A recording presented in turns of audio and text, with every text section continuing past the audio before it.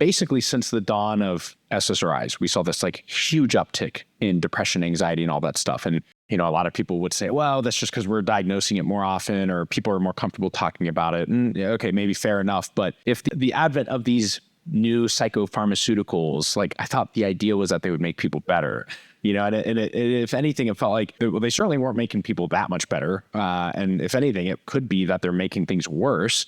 There was all these questions I had almost 10 years ago. And to this day, I still recognize that a lot of that stuff is totally unsolved in a lot of ways. But one of the things I understood looking through the literature was that this whole like theory about serotonin affecting your behavior and you're just lacking serotonin. And if we add serotonin back in via utilizing something like an SSRI or an antidepressant, magically you'll just feel better. And none of my patients seem to ever experience that.